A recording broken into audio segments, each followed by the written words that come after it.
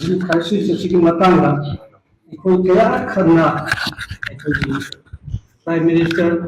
home minister unnanaba akhoi thawrang tawjari adubu unnabagi tanja pirakhide madugi matungda akhoi governor amadi chief minister ji hanjan hanjanna akhoi appointment labiyu akhoi manipur lairiba akhoi party sing pullaga manipur gi solution asi poroknaba akhoi hotnamesi haidina adum haidina lai adubu ngasi phawda tha tara mari pharaba asibokta hौजिकबोक्ता solution पोपगी कनसी उद्री नहानदसु अखोगी ताइता मापनदा honourable chief minister अमदी governor उनबगी अखोई अपॉइंटमेंट लौदना अखोई नजरी मतमदुदा अखोगी पॉलिटिकल पार्टी की अखोगी रिप्रेजेंट तौदना चलिबा इसिनाउसिंगा अखोगी हाइनेबा नतगा थंगबा मणिपुरगी मरमदा हौजिक फावदा सॉल्यूशन तौगिबगी मरमसी इखोना चीफ मिनिस्टर का खने जगह मतमदा ऑनरेबल चीफ मिनिस्टर से करी हरकेबु अखोगी पॉलिटिकल पार्टी की मरक्तगी अखोगी मैते मदि कुकी की मरक्सिदा सॉल्यूशन तौबन नंबा यावगदी मदुबिदु लाइन संबियु के मतौसी नाय अखोगा हाइबगी महत्ता हौजिक बारी काउंसिल ऑफ मिनिस्ट्री दे यावरिबा कुकी की मिनिस्टर एमएलए अफावा कुकी सिंह लालोबगी लीडर लातनेबा मसीदा सॉल्यूशन तौबो जगह वही सानोबा कनो तौबो जगह अखोगी पॉलिटिकल पार्टी दा मसीगी लाई लेरगदी न हाइबसी अखोई ओवरऑल चीफ मिनिस्टर सी माग मकोक्सी अखोगी बेरा लेरबा अना आई हाइजनिंग ममांगसु अखोगी इलेक्शन ममांगदा अखोई हजन हजनना अखोइना मणिपुरगी सॉल्यूशन जी वरकनबा अखोई तंग अपुंबा पॉलिटिकल सिंह कौरगा फमिनसे हाइबसु थोइना तागिदे अदु हुजिकता चीरबा तानफनबसिदा अखोइगी भोट मयादा सुंगारे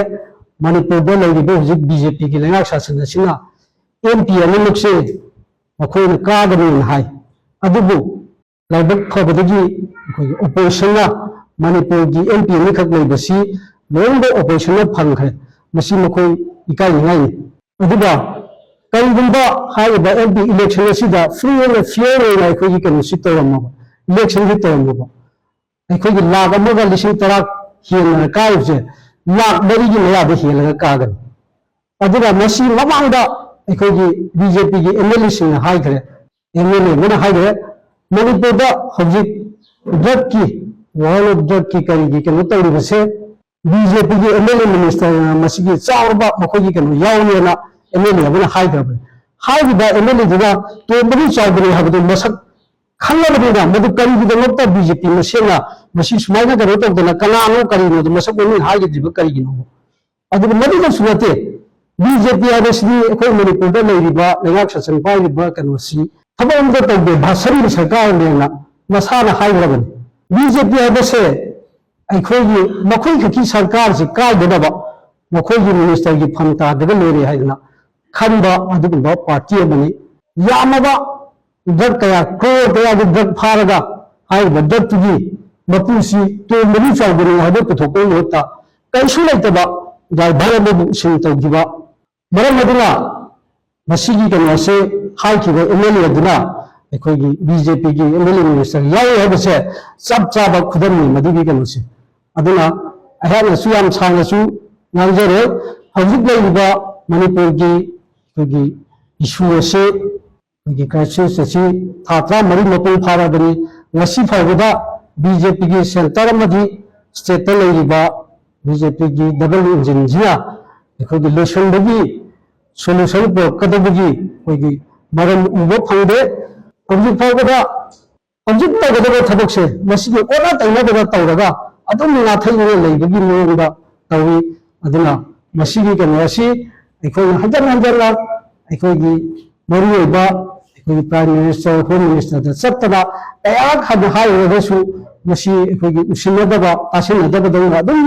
तौदने लै मसी अखोइगी like minded party ten political party अखोइना सॉल्यूशन तौबा ngamba नतबनिना हंदती अखोइगी ओपोजिशन की ओइबा अखोइगी एमपी नि लैरबनिना पार्लियामेंट सेशन दा मणिपुर की ओइबा इशू की मतंगदा अखोइगी ꯉꯥꯡꯕ ꯌꯥꯕ ꯑꯗꯨꯒ ꯅꯩꯅꯕ ꯌꯥꯕ ꯍꯟꯗꯛꯀꯤ ꯃꯇꯥꯡ ꯑꯁꯤꯗꯒꯤ ꯁꯣꯏꯗꯅ ꯇꯧꯔꯒꯅꯤ ꯍꯥꯏꯅ ꯈꯜꯂꯤ ꯑꯗꯨꯕꯨ ꯑꯩꯈꯣꯏꯒꯤ ꯍꯧꯖꯤꯛ ꯂꯩꯔꯤꯕ ꯃꯅꯤꯄꯨꯔꯗ ꯂꯩꯉꯥꯛ ꯁꯥꯁꯟ ꯇꯧꯔꯤꯕ BJPꯒꯤ ꯒꯣꯔꯃꯦꯟ ꯑꯁꯤꯅꯗꯤ ꯃꯅꯤꯄꯨꯔꯗ ꯂꯩꯔꯤꯕ ꯍꯧꯖꯤꯛꯀꯤ ꯁꯣꯂꯨꯁꯟ ꯑꯁꯤ ꯄꯨꯔꯛꯅꯕꯒꯤ ꯑꯩꯈꯣꯏꯒꯤ ꯋꯥ ꯈꯟꯅꯗꯦ ꯍꯥꯏꯕꯁꯤ ꯃꯁꯤ ꯍꯥꯏꯔꯒ ꯑꯩ ꯃꯇꯥꯡꯁꯤꯗ ꯂꯣꯏꯁꯤꯟꯖꯩ